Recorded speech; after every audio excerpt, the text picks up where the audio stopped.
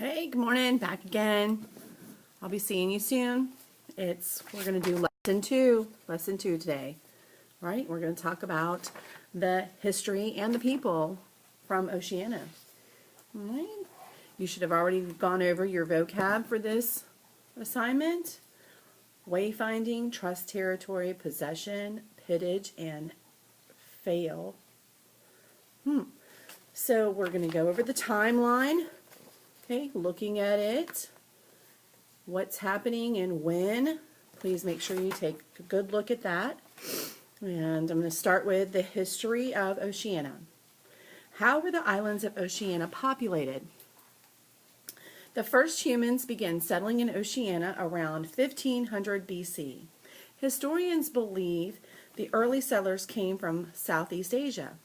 Over many centuries, people from areas such as the Philippines and Indonesia sailed from their homelands and settled the islands across Oceania. Settlers from the other islands then migrated further into Oceania. The only way these settlers had to navigate their boats across the water was by wayfinding. On to page 336. Okay, remember, you're responsible for answering all of the questions as well.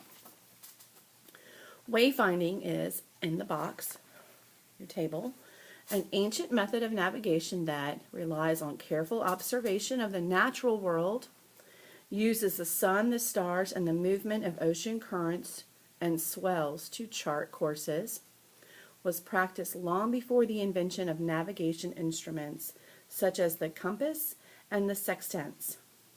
So remember, we talked about that in that video with the Polynesian gentleman who explained to us how they navigated from the island to island, being island hoppers. European explorers began sailing through Oceania in the 1500s. They began to colonize the islands in the 1600s. Violent conflicts often broke out between colonists and native peoples. During the 1800s and 1900s, Christian missionaries came to the islands.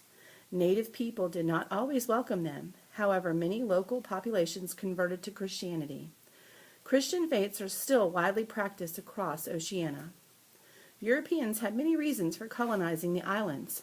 The location of many islands made them convenient stops for ships crossing the vast Pacific Ocean. Vast, we should know, means large. All right? They were safe, reliable places to restock ships with food, drinking water, and other supplies. European powers were also interested in claiming resources. Some Europeans mined gold and other precious metals from the islands. Later, some governments built military bases in Oceania. During World War II, many islands in the region were occupied by Japanese, German, English, and American forces. Several battles were fought in the area. Some of the islands also became testing sites for nuclear weapons. After World War II, many islands began to demand their independence. Some independence movements involved conflict. However, many islands were able to negotiate freedom. Some islands negotiated independence by free association with foreign powers. The island of Palau, for example, is an independent republic but has voluntary free association with the United States. Palau allows the United States to keep military facilities on one of its islands, and in return, the United States provides millions of dollars of aid to Palau each year. Other islands have agreements of various kinds with foreign governments, including Australia, New England, Great Britain, France, and the United States. They generally involve use of land or other resources in exchange for military protection and economic aid. Going to the page with the graph, little pie graph there. Okay, a trust territory is one that has been placed under the authority of another country by the Trusteeship Council of the United Nations. The Marshall Islands were a trust territory until they gained independence in 1986. A possession is a territory occupied or controlled by a government. French Polynesian is a possession because it is an overseas territory of France. Trust territories and possessions do not govern themselves but are run by foreign governments. The people of Oceania. What is life like in Oceania? Oceania has one of the world's most diverse populations. Many islands are home to a wide range of ethnic groups. The most amazing diversity is found in Papua New Guinea.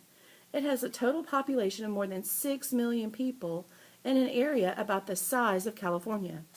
The nation's population is made up of people from many ethnic and native tribal groups, as shown in the graph below.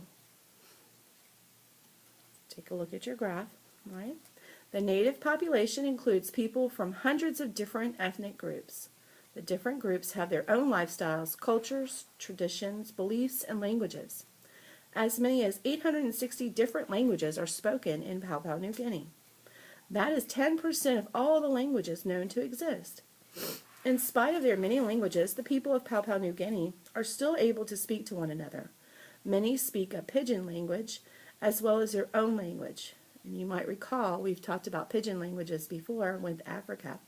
A pidgin language is a language used for communication between people who speak different languages. It combines parts of several languages. Such wide diversity has both positive and negative effects. Papua New Guinea's many different ethnic groups create a rich and varied culture, and at the same time there are problems such as ethnic discrimination and violent conflicts among the tribal groups. Only about 12% of the population lives in urban areas. Thousands of district tribal groups live in small villages in the nation's many remote locations. I'm going all the way to the back. And don't forget, you're responsible for the questions and the writing prompts at the bottom too. Okay? Life in the villages of Oceania is based on tradition. Many involve fishing, diving, and celebrating battle victories. Another tradition is an important event in the lives of young people called the coming of age ceremony. Ceremonies and celebrations include feast and dancing. Like their ancestors, Polynesian people practice artistic wood carving. Many Polynesian and Micronesian cultures practice tattooing. Micronesian people use storytelling to retell history and keep track of family heritage. In Samoa, traditional homes are called fails. They are common there. These are open structures made of wood poles with thatched roofs made of palm leaves. They have no walls and are used mainly for shade and shelter from frequent rainfall. Today, Oceania's cultures are a blend of traditional and modern practice beliefs and lifestyles. Christianity is widely practiced, along with elements of traditional religions. Many people wear Western-style clothing and hairstyles. Cell phones and laptop computers are common here, yet traditional celebrations are practiced throughout Oceania. Some of these, such as the Hawaiian luau, have become more modern in recent decades. Respecting and continuing certain traditions keeps cultures alive and keeps people of all ages connected to their cultural heritage. All right. Bye.